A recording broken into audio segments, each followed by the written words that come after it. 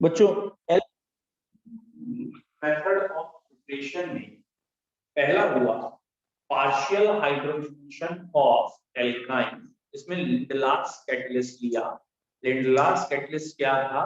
Palladium poison with barium sulphate, sulphur, coke etcetera and alkene पे cis alkene reaction रुकती है, cis alkene बनती है। तो एल्काइन से एल्कीन बनाना और इथाइन से एल्कीन बनाना, तो ये मेथड था। अब हम सेकंड पॉइंट पे आए थे कि अगर कुछ ग्रुप निकाल दें, कि डबल बॉन्ड लगाना है तो ग्रुप निकालना पड़ेगा। निकालने के लिए पहला हमने पढ़ा कल डी हेलोजिनेशन। और डी हेलोजिनेशन में भी किसका डी हेलोजिनेशन? जिसमें दो हेलोजन लगी हो, जिसे हम डाई हेलोजन एल्कीन कहते हैं। तो दोनों हेलोजन हट जाती हैं जिंक से और एल्कीन बन जाती है। तो वो तो या तो लगातार कार्बन पे होना चाहिए या एक ही कार्बन पे। एक कार्बन पे दोनों हेलोजन को ग्रुप कहते हैं जेम, और लगातार कार्बन पे अगर दो हेलोजन लगी है तो कहलाता है विस। तो विस या जेम डाई हेलोजन एल्केन की रिएक्शन जब जिंक से करेंगे तो एल्कीन्स बने। यहां तक क्लियर?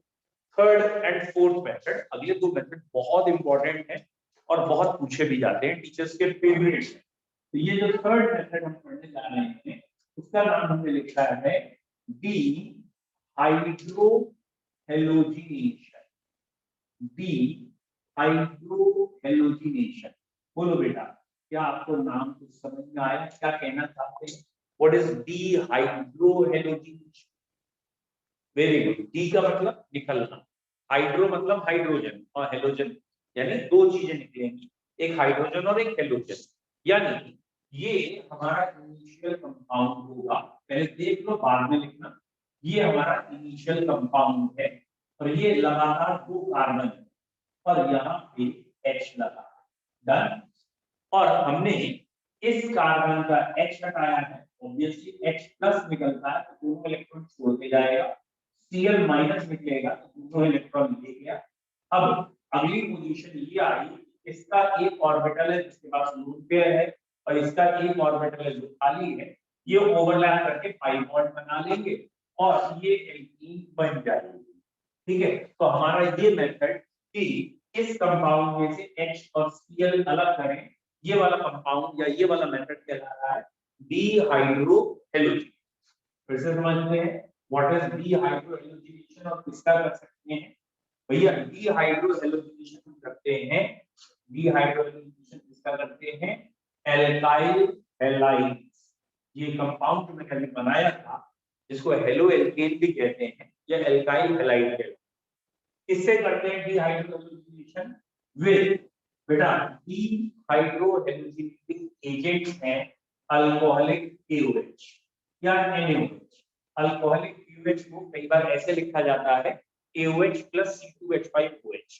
ठीक है, तो डीहाइड्रो हेलोजिनेशन करना है एल्काइल हैलाइड का इस रिएजेंट के साथ, अल्कोहलिक KOH के साथ, टू गिव एल्कीन। तो इससे एल्कीन बनती है, टू गिव एल्कीन। वैसे देखिए क्या है, ये रहा पहला क्वेश्चन इसका कि ये है इथाइल क्लोराइड और इथाइल क्लोराइड के बाद एरो लिख देते हैं अल्कोहलिक KOH। ठीक है, और कहते हैं प्रोडक्ट क्या बनेगा, तो आपको ये याद रखना है कि बेटा यहाँ से Cl अलग होगी, इस कार्बन से H अलग होगा, तो ओवरऑल HCl अलग होकर ये एल्कीन बन गई।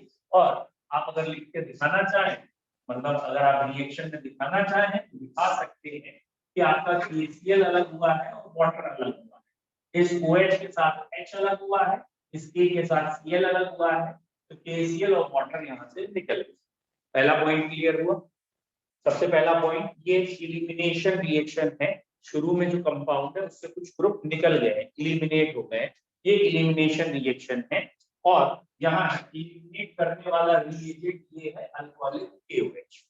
अब इसमें जो सेकंड क्वेश्चन है वो बहुत इंपॉर्टेंट है, वो ये क्वेश्चन है बेटा, ये कंपाउंड जो हमने ग्रुप में बनाया है, मान के चलो यही क्वेश्चन एग्जाम में आता है। इस कंपाउंड का नाम है 2-क्लोरोब्यूटेन। तो 2-क्लोरोब्यूटेन की अगर अल्कोहलिक KOH से रिएक्शन करेंगे, जितना हमने अभी पढ़ा है जो समझ में आ गया हो, यहाँ से Cl निकलेगा, पड़ोसी कार्बन से H निकलेगा। नहीं, इसके तो दो पड़ोसी हैं, एक इधर भी पड़ोसी है उधर भी पड़ोसी, और दोनों के पास H है, तो कौन सा H निकलेगा? तो अगर आप समझ गए हो तो यहाँ डबल बॉन्ड आ सकता है या फिर यहाँ डबल बॉन्ड आ सकता है। अगर आपको समझ में आया बोलो बेटा क्लियर है। यहाँ डबल बॉन्ड कब आएगा, सेकंड पोजीशन पे डबल बॉन्ड कब आएगा, जब यहाँ से Cl निकला हो और यहाँ से H निकला हो। और इस तरफ डबल बॉन्ड कब आएगा, जब यहाँ से Cl और यहाँ से H निकला हो। तो ये दो पॉसिबिलिटी है, वन ब्यूटीन भी बन सकती है, टू ब्यूटीन। लेकिन यहाँ ये जो टू ब्यूटीन बना है ना, ये मेन प्रोडक्ट है, ये इसका मेन प्रोडक्ट है, जिसे मेजर प्रोडक्ट कहते हैं, ये माइनर प्रोडक्ट। अब क्वेश्चन ये आता है कि क्यों वो मेन प्रोडक्ट बना, यानी तो इसको समझने का पहला तरीका तो है कि ये जो बन रहा है बेटा, ये ज्यादा स्टेबल है। To butene is more stable then one butene. To butene is more stable then one butene. बेटा क्यों है टू ब्यूटीन वन ब्यूटीन से ज्यादा स्टेबल, तो आप भूल चुके होंगे, मुझे पूरी उम्मीद है। बेटा टू ब्यूटीन वन ब्यूटीन से ज्यादा स्टेबल है, याद है क्यों? हमने एक हेडिंग पढ़ी है जिसका नाम था, हमने हेडिंग पढ़ी है जिसका नाम था हाइपर कंजुगेशन। और हाइपर कंजुगेशन पढ़ी थी हमने जब मैकेनिज्म पढ़ रहे थे या पिछले चैप्टर। तो हाइपर कंजुगेशन क्या था, डबल बॉन्ड कार्बन से अगले कार्बन के पास कितनी हाइड्रोजन है ये गिनी जाती है, अल्फा हाइड्रोजन जिसे कह रहे थे। तो इस डबल बॉन्ड के अगले कार्बन पे यहाँ पे भी 3 है, यहाँ पे भी 3 है, तो 6 अल्फा हाइड्रोजन। इस डबल बॉन्ड के अगले कार्बन में से 2 ही अल्फा हाइड्रोजन। तो इस एल्कीन के रेजोनेटिंग स्ट्रक्चर ज्यादा बनेंगे ड्यू टू हाइपर कंजुगेशन। तो ये एल्कीन ज्यादा स्टेबल है ड्यू टू हाइपर कंजुगेशन, ये ज्यादा बने। तो ये इसका साइंटिफिकली बेस्ट आंसर।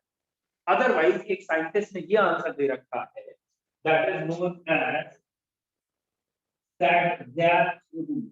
और ये इस नाम से भी पूछ लेते हैं कि व्हाट इज स्टैट रूल, ठीक है। और स्टैट ने क्या कहा कि हेलोजन जिस कार्बन से निकल रही है, हेलोजन जिस कार्बन से निकल रही है उसके एडजेसेंट कार्बन का H हटाना है। उस कार्बन का H हटेगा जहां H कम होगी। जैसे यहाँ 2 H है, यहाँ 3 है, तो जिसके पास H कम है उससे H निकालेंगे। या अगर आपको समझ में आ गया, अगर इसके पास तीनों H है तो इस कार्बन के पास और एल्काइल नहीं, इसके पास 2 H है तो एक एल्काइल है, तो जिसके पास जितने ज्यादा एल्काइल ग्रुप होते हैं उससे H हटाते हैं। तो सैडजैक रूल को सरल भाषा में हम ऐसे कह देते हैं कि ये है बेसिकली पुअर बिकम्स पुअर। अगर आपको समझ में आ गया हो क्या कहना चाहते हैं, गरीब को और गरीब बनाते। Is it clear? जैसे आपको पहले भी बताया होगा कि गवर्नमेंट आती है, बजट पेश होता है, हर साल होता है। गवर्नमेंट एक साथ आती है 5 सालों के लिए, लेकिन बजट वो हर साल बनाते हैं। क्यों? वो हर साल प्लानिंग करते हैं कि पिछले साल की प्लानिंग में क्या कमी रह गई, ये अभी भी गरीब नहीं हुए, इन्हें और गरीब करो, है ना। खुद तो 5 साल के लिए एक साथ आ जाते हैं, लेकिन बजट 5 साल के लिए नहीं रखते। कहते हैं हम हर साल प्लानिंग करेंगे, तुमसे कैसे चूक सकते हैं, है ना, तुम्हें कैसे और गिरा सकते हैं। तो ये बजट का रूल है, सैडजैक rule, that is poor becomes poor.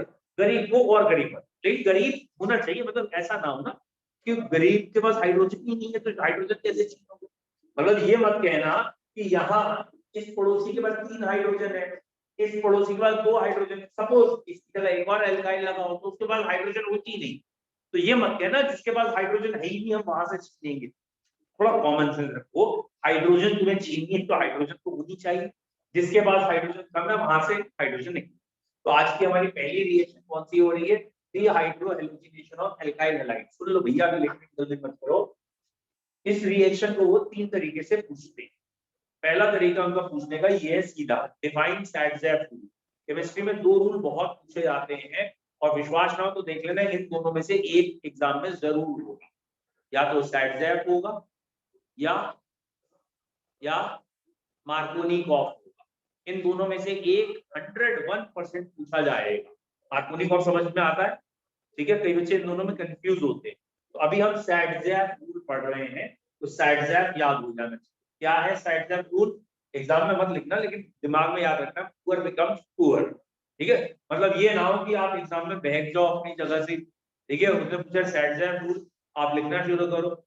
This rule is basically states that as our government comes for 5 years, but they prepare budget each and every year, because their motive is how can you are still alive, how can we make you more poor, that's why it is also known as poor becomes poor. आपने लिख लिया और 5-6 लाइनें भर ली, अब आपको लगा अब काम हो गया, अब नंबर मिल जाए, ठीक है, ऐसे काम नहीं चलेगा। यानी ये कहानियों लिखने वाला सिस्टम नहीं है। सैडजैक रूल क्या है भैया, क्या कह रहा है सैडजैक रूल? हम हाइड्रोजन उस एडजेसेंट कार्बन से निकालेंगे जहां हाइड्रोजन कम है, और अल्टीमेटली ये है कि जो एल्कीन बनेगी वो ज्यादा स्टेबल होनी चाहिए। इस वाली एल्कीन में 6 अल्फा हाइड्रोजन है, इस वाली एल्कीन में 2 अल्फा हाइड्रोजन है, क्योंकि ये एल्कीन ज्यादा स्टेबल है इसलिए ये ज्यादा बने। तो एक तरीका पूछने का उनका डायरेक्ट होता है एक्सप्लेन सैडजैक रूल विद एग्जांपल। तो आपने पहले सैडजैक रूल लिखना है, ये वाला एग्जांपल लिख लेना। डन। दूसरा तरीका इस क्वेश्चन को पूछने का होता है कि वो कहें ये रिएक्शन दे दें, इथाइल क्लोराइड एरो के अल्कोहलिक क्यूएच का प्रोडक्ट बताओ।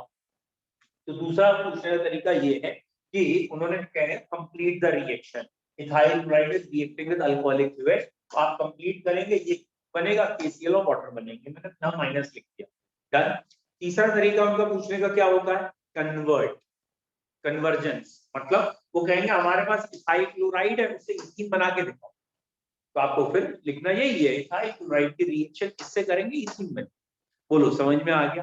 ठीक है, अब देखो मैं आपको एक वो बताता हूँ कि ऑर्गेनिक में क्यों नहीं आती, ऑर्गेनिक में एग्जाम में प्रॉब्लम क्या है, ठीक है, बेसिक ऑर्गेनिक की दिक्कत क्या है। ठीक, देखो बेटा, बता बेटा, हमने एक रिएक्शन पढ़ी थी which is named as Clemmensen's reduction, बताना क्या है क्लेमेंसन्स रिडक्शन? नहीं याद आ रही, कोई बात नहीं, आप बता दो क्लेमेंसन रिडक्शन, आप बता दो।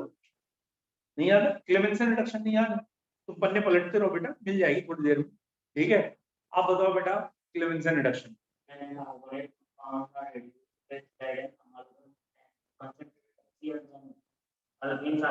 Very good. तो जब कार्बोनिल कंपाउंड भी जिंक अमलगम एसिड से रिएक्ट करते हैं तो एल्केन्स बनते हैं, और इसको अब ये लैंग्वेज में याद करना इंपॉर्टेंट था जो इन्होंने कर भी लिया। Very good. आप बताओ बेटा वॉल्फ्राइसन रिडक्शन क्या है? हाँ, क्लेमेंसन के जस्ट बाद में पढ़ा है, नहीं याद है, ये तो नेम रिएक्शन। चलो कोई नहीं, आप बताओ बेटा डी कार्बोक्सिलेशन क्या था? डी कार्बोक्सिलेशन बड़ी सिंपल रिएक्शन है, नहीं याद है डी कार्बोक्सिलेशन? चलो सबसे सरल और सबसे पहली रिएक्शन जो वही बता दो, जिसका नाम है वुड्स रिएक्शन, तो सब बच्चे को याद है इस समय। वुड्स रिएक्शन बता दो, WURTZ, वुड्स रिएक्शन। नहीं याद, तुम कितनी देर पढ़ोगे, पढ़ लियो है? बताओ बेटा, हमने एक लिखा था जेरी-विट्नॉफ मेथड, कॉपी में लिखा है जेरी-विट्नॉफ, ठीक है। अब आप समझ में आ रहा है ना ऑर्गेनिक क्यों नहीं हमारी अच्छी होती? ऑर्गेनिक बहुत रिलेटेड है, दो चैप्टर रिलेट है। अगर मैं आपको इसमें एल्कीन पढ़ा रहा हूँ तो ये एल्काइल हैलाइड की method of preparation, oh sorry alkyl halide की केमिकल प्रॉपर्टी है, इसकी मेथड ऑफ प्रिपरेशन है, और इस रिएजेंट की वजह से तो ये हर जगह अप्लाई होगा, यानी अल्कोहलिक केवल आगे भी कहीं भी आएगा तो उसका काम यही होगा डिहाइड्रोएलोजिनेशन। आगे भी कभी एल्काइल हैलाइड रिएक्ट करता हुआ इससे दिखे जिंक से सोडियम से, तो इन रिएजेंट का काम फिक्स है और यही बनने, तो ये इंटर रिलेटेड ब्रांच। आप इसे जब पढ़ोगे नहीं तो आप इंटर रिलेशन कहां पे निकालोगे, हम निकाल ही नहीं पाओगे, और फिर क्या पाओगे, ऑर्गेनिक समझ में नहीं आएगी। ऑर्गेनिक और फिजिकल में एक अंतर है, फिजिकल केमिस्ट्री ना यूजुअली दूसरे चैप्टर से ज्यादा लिंक नहीं, मतलब अगर आपने चैप्टर 1 मोल कॉन्सेप्ट नहीं पढ़ा कोई दिक्कत नहीं, और स्ट्रक्चर ऑफ एटम पढ़ने बैठ गए तो स्ट्रक्चर ऑफ एटम का पीछे से कोई लेना देना नहीं, पूरा स्ट्रक्चर ऑफ एटम पढ़ लिया, पीरियोडिक टेबल पढ़ ली, पीछे कुछ भी नहीं पढ़ा तो भी आ जाए। Is it clear? वो इंडिविजुअल चैप्टर्स हैं जिनमें पीछे बहुत छोटा छोटा सा लिंक है, अगर आपने उसी चैप्टर में बैठ के भी पढ़ लिया तो चलेगा। For example structure of atom में कई बार हमने ये भी कहा होगा ये 12th का है, धीरे धीरे समझ में आएगा, या पीरियोडिक टेबल में कहा होगा ये धीरे धीरे आगे आ जाएगा, या ये इलेक्ट्रॉनिक कॉन्फ़िगरेशन है, थोड़ा थोड़ा लिंक है, ज्यादा नहीं। ऑर्गेनिक पूरी लिंक है, अभी आप एल्केन पढ़ के हटके एल्कीन आए हो फिर एल्काइन, ठीक है, लेकिन जैसे जैसे आगे जाएंगे ये लिंकेज बढ़ती जाएगी, इंटरकनेक्शन बहुत सारे, आप पहले वाला ही नहीं याद कर रहे हो। और ये मैं आपको फिर बता रहा हूँ, एक बच्चे ने या दो बच्चों ने जितने भी पढ़ लिया ना, उनकी ऑर्गेनिक और आपकी ऑर्गेनिक अब आगे तक अंतर में चलेगी, जिन्होंने पहला एल्केन एल्कीन एल्काइन ढंग से पढ़ लिया, और जो बाकी होंगे उनसे ये हमेशा आगे रहे, और ये 12th तक आपको दिखेगा। आप 12th में भी एक एक वर्ड में कंफ्यूज रहो, और जिसने रट लिया है अभी से ना कि when carbonyl compound react with zinc amalgam and HCl, तो सिंबलाइजेशन तो कभी भी कर लेगा, सिंबल्स तो याद हो जाए। लेकिन तुमने याद ही सिंपल, तुमने याद ही ऐसे किया, CH3 CH2 Cl, arrow arrow पे, एरो के नीचे, तो तुम्हें कैसे याद? और ये चीजें टाइम टेकिंग प्रोसेस, मतलब स्लो प्रोसेस। आप ये सोचो कि एक दिन में बैठ के रट लो तो अगले दिन साफ, क्योंकि एक भी एच इधर से इधर हुआ। प्रैक्टिकल सोचो ना, कोई बच्चा यहाँ पे अगर बीच में CH3 लिख दे तो उसे तो नहीं लग रहा बुरा, लेकिन टीचर तुरंत देख के काट देगा, गलत। कई बच्चे यहाँ CH2 लिखते हैं, नीचे Cl भी लिखते हैं, तो टीचर तो कहता है ना कार्बन की वैलेंसी 5 हो गई, वो काट देगा।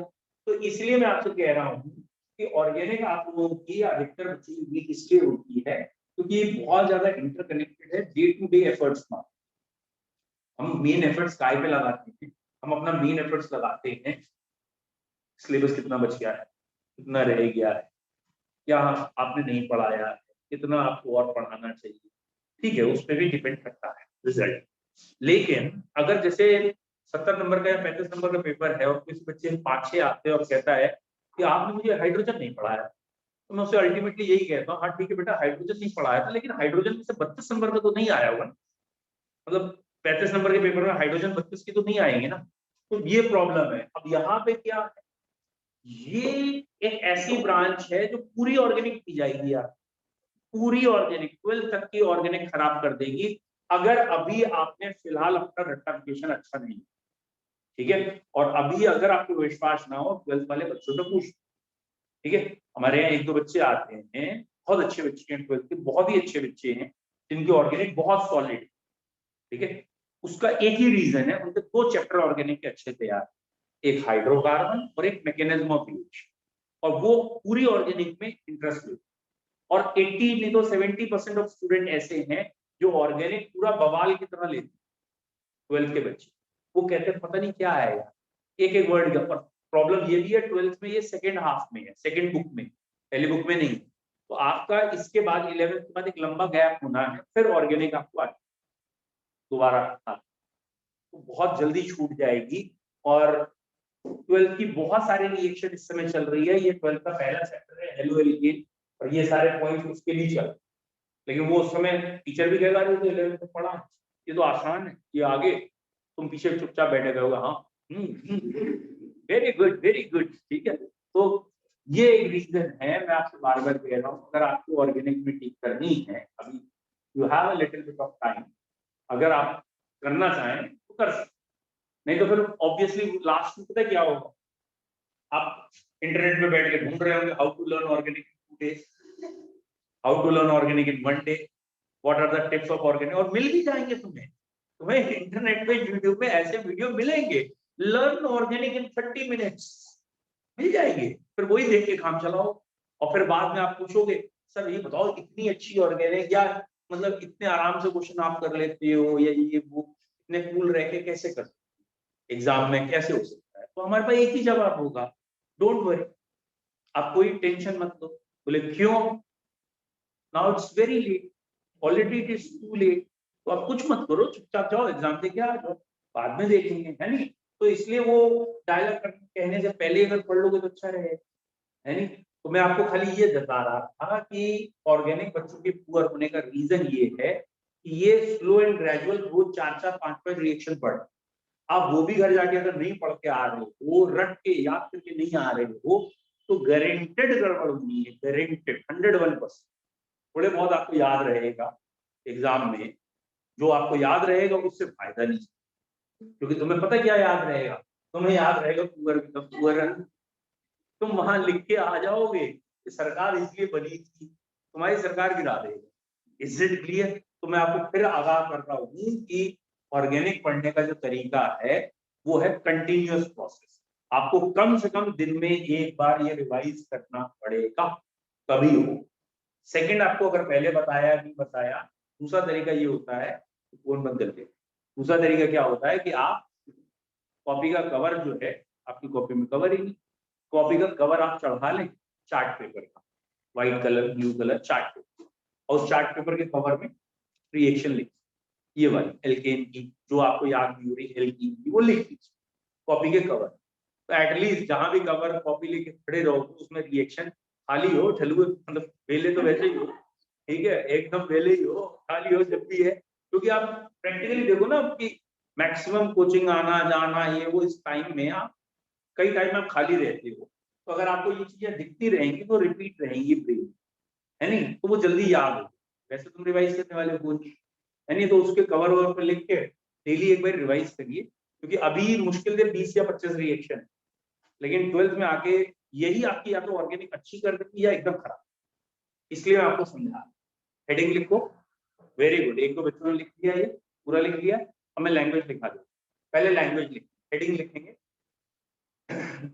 by dehydrohallucination of alkyl halide, by dehydrohallucination of alkyl halide with alcoholic QH,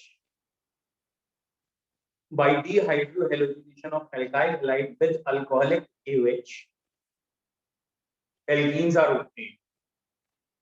By dehydrohallucination of alkyl halide with alcoholic QH, alkenes are obtained. ठीक है, alkenes are obtained. डन। अब आप रिएक्शन लिख लेंगे, फिर लिखेंगे, पहले फर्स्ट रिएक्शन लिख लीजिए, सेकंड रिएक्शन लिखने के बाद हम नीचे लिखेंगे सैड रूल,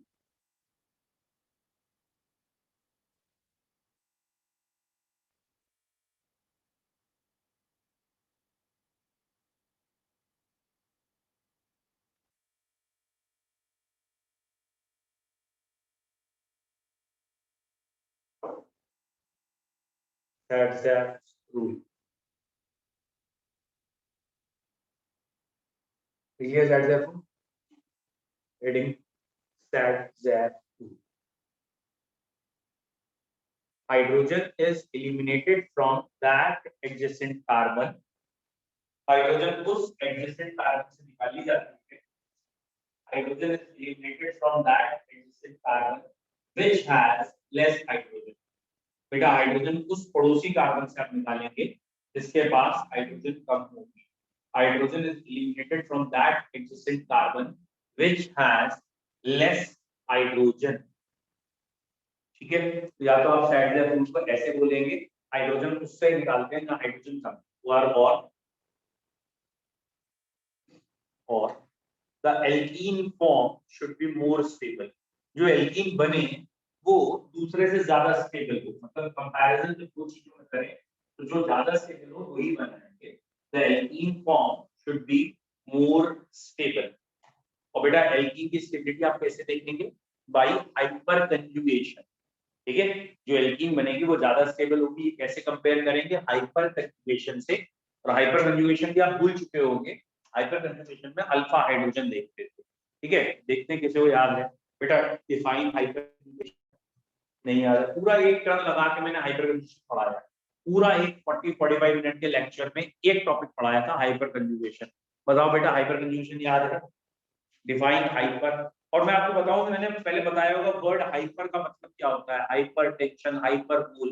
जैसे हम कहते हैं ना कि जो है ये जो बच्चा एक्स बच्चा है या ये बच्चा है ये बच्चा है, ये आईआईटी में फर्स्ट रैंक आया, ये सेकंड ये थर्ड, ठीक है, इस साल, तो इसे कहते हैं हाइपर कूल। ठीक है, मतलब ये वो है जिनका रिजल्ट में नाम रोल नंबर छोड़ो मिल जाए बड़ी बात है, तुम कह रहे हो फर्स्ट सेकंड थर्ड आए, तो अगर हम इन्हें फर्स्ट सेकंड थर्ड बता रहे हैं तो ये हाइपर कूल, वो बोल जो बढ़ा चढ़ा के किए जाए वो हाइपर बोल है। ठीक है, और अगर ये रिजल्ट ऐसा है तो इनके घर वालों को सुन के हाइपर टेंशन हो जाएगी। ठीक है, टेंशन ही नहीं हाइपर टेंशन, इस बात से नहीं होगी कि हमारे बच्चे फर्स्ट सेकंड थर्ड आ रहे, टेंशन ये सोच के हो जाएगी ये आए तो नहीं, ये तो गारंटेड, अब किसी भी समय में पुलिस जरूर आए।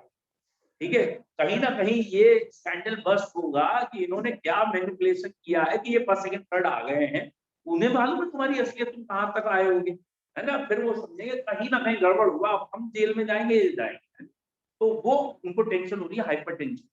अब याद आया हाइपर बोल, सॉरी हाइपर कंजुगेशन, मत पढ़ियो घर जाके, तुम क्या समझते हो यार, मतलब कोचिंग आने से यहाँ बैठने से क्या हो, मतलब हम क्या आपको ये, हाँ अब तुम्हें सब याद होगा बच्चा, ऐसे चलता है यहाँ पे। भैया घर जाके पढ़ना पड़ेगा थोड़ा है, हम चीजों को सिंप्लीफाई करके पढ़ा सकते हैं, कि इसका मतलब ये नहीं है कि आप ये सोचे कि हर चीज आपको याद हो जाएगी। हाँ बोलो कुछ तो पढ़ ले, इधर बोलो कोई। बेटा वो है मीसोमेरिक इफेक्ट, वो है ordinary conjugation. What is hyper conjugation? Generally sigma electron conjugation में टेक पार्ट नहीं करते, और यहाँ सिग्मा इलेक्ट्रॉन यानी CH बॉन्ड का जो सिग्मा इलेक्ट्रॉन है, when sigma bond is involved in conjugation with pi bond, या sigma bond is involved in conjugation, this conjugation is known as hyperconjugation. It is also known as no bond resonance. Example दिया होगा, cycle के stand लगा तो गाड़ी चलानी तो stand लगेगा चलाएंगे, तो आपको समझाएगा नहीं भैया का स्टैंड लगा हुआ गाड़ी चलेगी नहीं, ठीक है, जब चलानी है स्टैंड हटा के चलाएंगे तो गिरेगी क्यों नहीं साइकिल। तो वही है नो बॉन्ड रेजोनेंस, या also known as Baker and Nathan effect. अगर याद हो तो उस समय बताया था, ये दो साइंटिस्ट, एक था बेकार दूसरा नासारा, ऑलमोस्ट उन लोगों जैसा ही, लेकिन नाम हो गया आज तो अब हम बेकर एंड नाथन कह। अब यार इतना इस चीज को सिंप्लीफाइड करके पढ़ाया हुआ, लेकिन तुम घर जाके नहीं पढ़ाओगे तो कैसे हो। अब इसके दो रीजन है, तुमने नहीं पढ़ा था। एक तो रीजन है तुम्हारा कहीं कनेक्शन नहीं था पढ़ाई से, इसलिए नहीं था। कनेक्शन होना जरूरी होता है तभी कोई काम करते हो, नहीं तो नहीं करते हो। तो पहला रीजन आपका कनेक्शन अच्छा नहीं था, कोई एक मोटिव स्ट्रॉन्ग नहीं था, पढ़ने के पीछे रीजन नहीं था, इसलिए आपके ब्रेन ने कहा छोड़, इसलिए आपने नहीं पढ़ा। ठीक है, कनेक्शन इज वेरी सिंपल, हमारा ब्रेन कनेक्शन से काम करता है। आपका कनेक्शन नहीं था, ये कनेक्शन क्या नहीं था। सपोज रोड पे आप निकले, बहुत सारी कार आपके पड़ोस से बाइक्स जाती, डन, आप सबको घूर घूर के देख नहीं, किसी को देखते हो, कहीं कनेक्शन हो तो वहां देखते, इज इट क्लियर। क्या होता है, कोई बाइक आपको टक्कर मार दे, कोई कार आपको टक्कर मार दे, आप गिर रहे हो, फिर भी आप तुरंत उसका नंबर याद कर रहे हो, आप तुरंत बता दोगे हमें गंजा चला रहे हैं, कपड़े बता दो, क्योंकि आपका कनेक्शन बन गया। कनेक्शन क्या बन गया, उसने तुम्हें हिट किया है, वो भले भाग रहा है लेकिन अब तुम उसको याद करो, अब उसका नंबर प्लेट ये वो, because there is a very strong motive or connection. अभी तुम्हारा ये सैड जैब ये वो याद करने का कोई कनेक्शन ब्रेन में है, तुम क्यों पढ़ो, है नहीं। तो एक रीजन भी, क्योंकि स्कूल भी नहीं खुल रहे, और फिर आपका प्रायोरिटी पे काम होता है, कोई और जगह तुम्हारे कनेक्शन स्ट्रॉन्ग है तो वही काम कर रहे हो, है नहीं, इस पे कनेक्शन वीक है इसलिए नहीं। दूसरा एक रीजन ये भी है, यहाँ टेस्ट नहीं हो रहे। अगर तुम्हारे टेस्ट हो रहे होते और रेगुलर तुम्हें पढ़ के आना पड़ रहा होता, भाई तुम्हारे टेस्ट होते तो नंबर भी मिलते ना, भाई तुम्हारे 98 आए, नहीं मान लो 98 500 में से, क्योंकि तुम्हारी औकात नहीं है इसमें तुम 100 में से 98 क्यों नीट भी करो, है ना। ये कई तो खुश हो रहे थे 90, हाँ 98 आए, अबे शक्ल देखिए, 100 में 98 लाओ, 500 में से ही आएंगे तुम्हारे, ठीक है। लेकिन जब 500 में 98 आते हैं, 20% नंबर आते हैं, घर जाते हैं नंबर, फिर घर वाले तुम्हारा कनेक्शन बिल्डअप कराते भाई, अभी तुम्हारा वही है ना, जब वो तुम्हें खरी खोटी सुनाते हो, उनके मुंह घिसे पिटे लाए लगो, ऐसे पेड़ भी नहीं लगते। ये यही सब करना तो कोचिंग छोड़, हमारा क्यों पैसा और टाइम बर्बाद कर रहे हो। नहीं, हमें तो तुमने बर्बाद कर ही रखा, हर जगह तुमने नाक कटाई रखी, ये बहुत पुराने डायलॉग चले आ रहे हैं, और कई बार तो तुम उनसे भी कह देते हो कुछ तो बदल लो, कम से कम ये डायलॉग ही बदल, कम से कम इनमें ही थोड़ा नयापन डाल दो कि हमें अच्छा लगे कि हमारे पापा रैप में कुछ डांटते हैं, तुम्हारे पापा सिंपल डांटते हैं, कुछ चेंज कर लो। चलो भैया लौट के आ जाओ, लिख लिया हाइपर कंजुगेशन, यहाँ लिख लिया वाला वर्ड पूरा, एग्जैक्ट रूल क्लियर है। Hydrogen is eliminated from that carbon which has less hydrogen, बताओ ये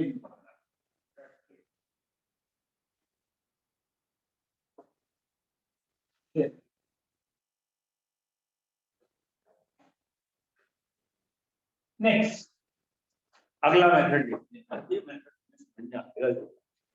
अगला लिखें, चौथा मेथड है bye dehydration, bye dehydration, dehydration से भी बना सकते हैं एल्कीन। बेटा किसका डिहाइड्रेशन करें, बाय डिहाइड्रेशन ऑफ, किसका डिहाइड्रेशन करें एल्कीन बने, तुम्हें अपनी भी समझना है, अल्कोहल, स्पेलिंग गलत लग रही है, ऐसी स्पेलिंग है गलत है, सही है। बाय डिहाइड्रेशन ऑफ अल्कोहल, ठीक है, अल्कोहल का डिहाइड्रेशन करता है तो एल्कीन बनती है। ये देखिए देख लो समझ लो बाद में, ये है हमारे पास अल्कोहल। आई होप तो तुम्हें दिख गया हो, मैंने जानबूझ के ऐसे लिखा है कि समझ में आए, ये मैंने थोड़ा टेढ़ा मेढ़ा करके लिखा है। It is ethyl alcohol CH3CH2OH। इस इथाइल अल्कोहल की रिएक्शन में कि कंसंट्रेटेड H2 सल्फ्यूरिक एसिड का क्या मतलब, तो सल्फ्यूरिक एसिड से रिएक्शन, ठीक, और ये वाटर निकाल लेना, ये डिहाइड्रेटिंग एजेंट का वाटर निकाल लेना, और वाटर निकालने के बाद ये डबल बॉन्ड बना लेना, और ये वाटर अलग कर दिया, ये इलेक्ट्रॉन, तो ये बन गई एल्कीन। यानी एक कार्बन से H पड़ोसी से OH निकला, इन दोनों के बीच में डबल बॉन्ड आ गया, एल्कीन। बोलो क्लियर है। तो इस रिएक्शन के लिए अलग-अलग टेंपरेचर है। इस इथाइल अल्कोहल के लिए टेंपरेचर 160 से 170 डिग्री सेंटीग्रेड है। तो शायद केल्विन में जब चेंज करोगे 430 के आसपास, 430 केल्विन के आसपास आ जाएगा, ठीक है, व्हाटएवर 443 केल्विन, ठीक है, 443 केल्विन। और यहाँ टेंपरेचर कम करते तो प्रोडक्ट बदल जाता है, इसलिए इम्पोर्टेंट, ठीक है। तो कौन सी रिएक्शन हो गई है भाई, डिहाइड्रेशन यानी पानी निकाल, हाइड्रेशन डिहाइड्रेशन वर्ड सुनाइए, bye dehydration of alcohol with concentrate H2 at high temperature लिखेंगे, इथाइल अल्कोहल के लिए टेंपरेचर लिखें, bye dehydration of alcohol with concentrated H2 by dehydration of alcohol with concentrated H2O4 at high temperature. By dehydration of alcohol with concentrated H2O4 at high temperature. ठीक है, by dehydration of alcohol with concentrated H2O4 at high temperature. ठीक है, इसको एक example करके लिखिए, when ethanol is passed, when ethanol vapors are passed over concentrated H2O4, when ethanol vapors are passed over concentrated H2O4 at 160 to 170 degree centigrade, ethanol के लिए temperature है, बाकी के लिए अलग। when ethanol vapors are passed over concentrated H2O4 at 160 to 170 degree centigrade, then ethene, बेटा ethene या ethylene एक ही बात होती है, then ethene octane, when ethanol vapors are passed over concentrated H2O4 at 160 to 170 degree centigrade, then ethene या ethylene is octane। बेटा ये ऐसे रिएक्शन लिखनी चाहिए, मेरा इथाइल अल्कोहल, अब आपको समझ में आ ही गया होगा, ये है कंसंट्रेटेड H2O4, यहाँ टेंपरेचर लिख दिया मैंने 160 170 डिग्री सेंटीग्रेड, और ये बन गई, बोलो क्लियर है, डन।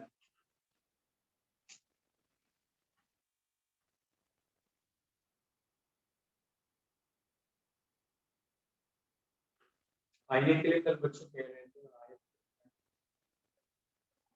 बताओ ना आप कब आ सकते हैं, स्टार्ट कर दो।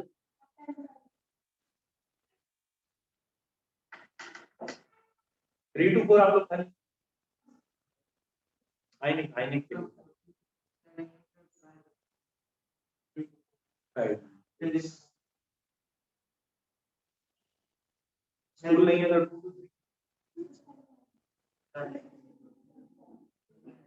2 to 3 2 बजे नहीं आ रहा, 6 to 7 बजता है टाइम, 5 to 6 का 6 to 7, बट ऐसा टाइम जस्ट मुश्किल पड़ता, फिर ये कर सकते हैं 7 to 8 ऑनलाइन, टोटल ऑनलाइन। हाँ वो मेरे को मजा नहीं, मैं आज भी सर कह रहे थे ऑनलाइन ले लो, सबने काम से यार, मुझे ना टैब पे मजा आता ना उसमें अकेले खड़े हुए घूमने में, ऑनलाइन में अजीब चला, मतलब ऑनलाइन के पक्ष को ये अच्छा ही लगता है ऑनलाइन।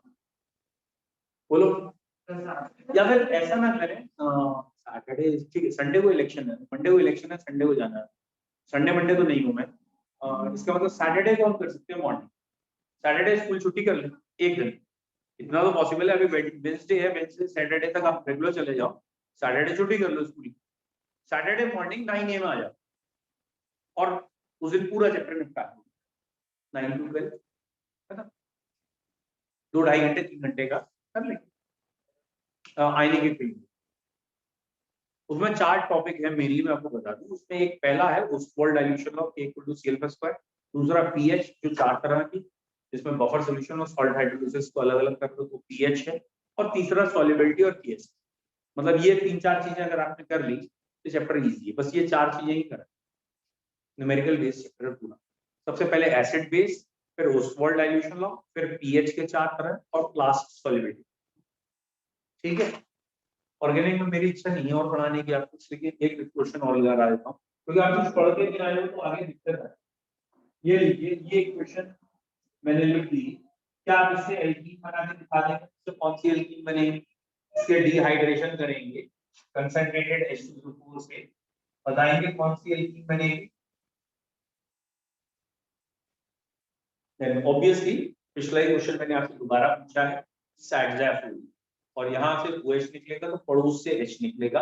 किस पड़ोसी से H निकालेंगे? जहाँ H कम, ये एक पड़ोसी है, ये पड़ोसी, यहाँ से H निकालिएगा और इन दोनों के बीच में डबल बॉन्ड, यानी यहाँ और यहाँ डबल बॉन्ड, क्योंकि इसका H हट गया है, इसका OH हट गया है, इनके बीच में डबल बॉन्ड, तो ये एल्कीन बनी।